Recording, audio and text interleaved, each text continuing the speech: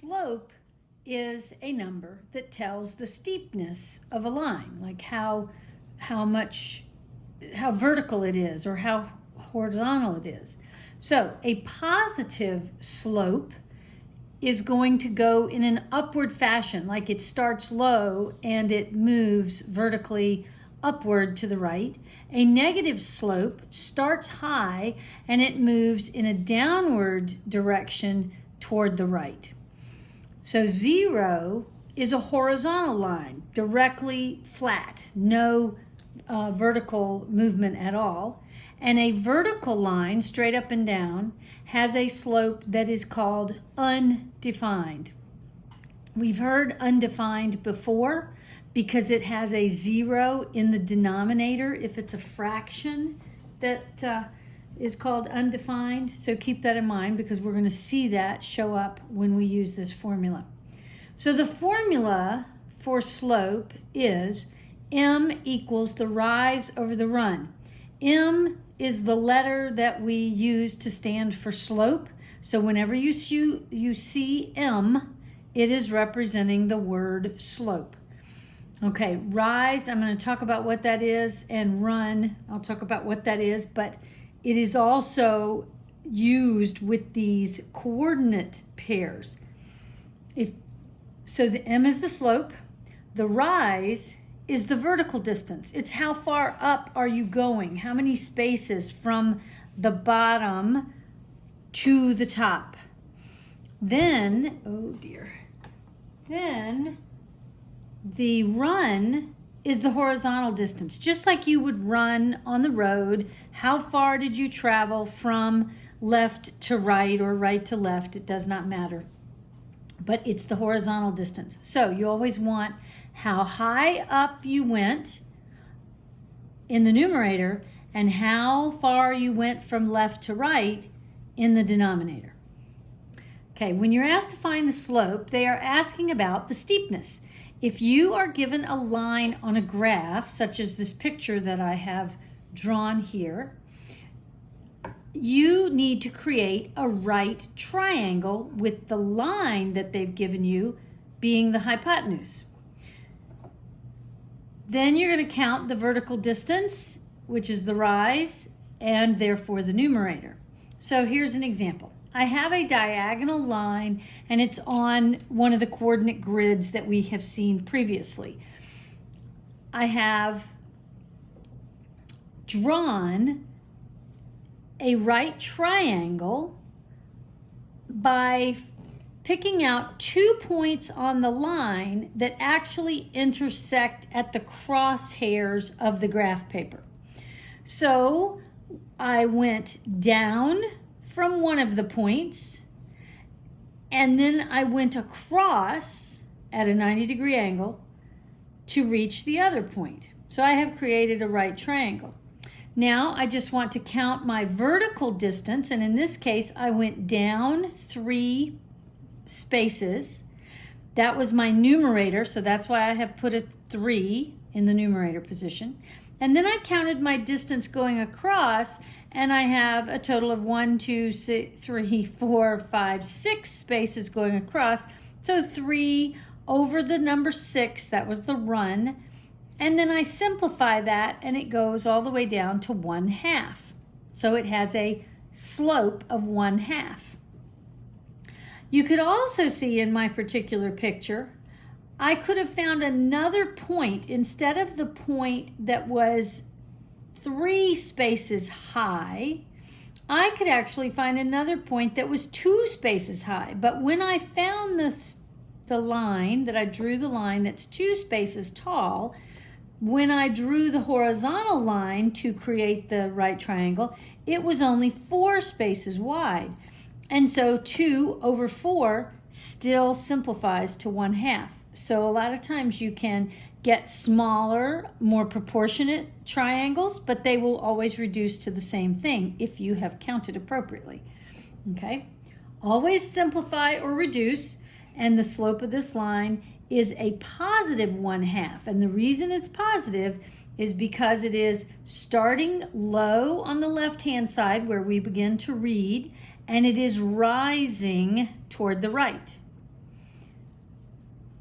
think of we're skiing uphill in this case.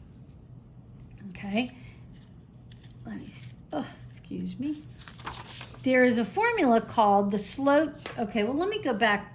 Well, we're going to come back to this formula that I didn't really describe, this m equals y2 minus y1 divided by x2 minus x1, and I'll discuss that in a little while.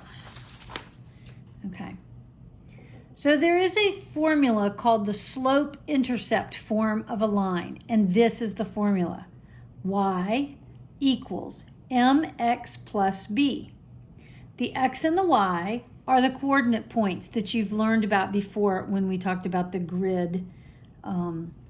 The m is the slope, that's what they're telling us here. And then the letter b is the y-intercept, meaning it's where the line crosses the y-axis. So back to the formula, it is saying the coordinate point for y equals the slope times x plus the position where the line actually crosses the y-axis. So here's an example of a question. What is the equation for this line? And we see this line over here to our left. So I want to determine, they give us some choices here of either y equals -½ times x minus 2. Well, let's just start with that one a second and see what these numbers that they have given us mean. Well, right now, because I have the -½ times x, -½ is the slope. Well, this line that is drawn on my picture here has a positive slope because it is starting low and it is rising to the right. So it cannot have a negative slope. So that's what's wrong with letter A. We would throw that out. Letter B also has a negative slope, so that's not going to be any good to us. So that immediately gets us down to the C or the D choices. Well, then let's look at the C and the D choices, since they both have a positive slope. And one of them has a B, which is the y-intercept, or the place where the line is going to cross the y-axis, at either a 2 or a 1. So when I look at this, if I am counting my spaces, I'm 1, 2, I'm at the number 2 vertically above the x. I'm at the number 2 on the y-axis. And that is where the line is crossing through the y-axis. So, so this letter C should be our right answer, our correct answer. But let's also see if we can't figure out how to determine what the slope is. And when I look at this line, again, I can draw my right triangle on here. I can go down 1 space and over to the left 2 spaces, and I will actually intersect my line at 2 of the crosshairs on the graph paper. And the rise, the vertical movement, is only 1 space, and the horizontal movement, which is the run, that goes on the denominator, that's 2 spaces. So it's a 1 over a 2, which is this slope of 1/2. So that's how I can determine what the right answer is there. Let's see. Okay, so let's move on then to the last page about slope. Okay, now another way that they might ask a question is without a graph, and they just give you the point coordinates, like the x and y coordinates. So here's an example. They give you the point -4, 4 and 2, 3. And they tell you that these 2 points lie on line H. And they'll ask you, what is the slope of H?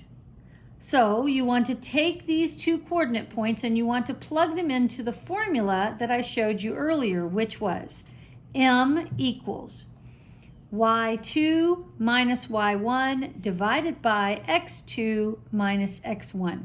Now, be careful that you do not get these y2 and y1 confused with exponents. These numbers are what we call subscript. So they're down low. So that's y, and then the number 2 is down like just on the line, just below the line even, where the y would be sitting.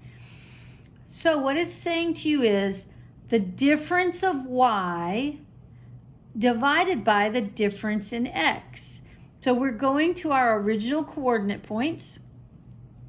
If I start with the first, let me see which one. If I start with the first coordinate point, which was -4, +4, the -4 was an x. So I want to go and I want to plug that into my formula and remember that the x's are on the bottom. So I'm getting -4 minus, and then I have to go to the second coordinate point, which was a 2, 3, and I want to do -4 minus the +2. Then I want to go back to my first coordinate point, and in the y position I had a +4, so I'm putting that in the numerator, and I now want to take away the +3 because that was the y in the second position. So now I do that math. So +4 minus 3 gives me a +1, and a -4 minus 2 turns out to be a -6. So I've got the slope equals 1 over -6, which is also the same as -1/6. So the slope is -1/6, which means if I were to graph it, the triangle would be only 1 unit tall and 6 units wide. Here is the 1 unit tall and 6 units wide. Now, because it is a negative slope, it must go in the direction that I drew this triangle. If I were to have drawn it the other way, as like a flipped over version, like a mirrored version, that would have been giving me a positive slope, so I can't have it go that direction. So because this was a -1/6, the line, the hypotenuse, is going to be as if we're skiing downhill. Keep that in mind.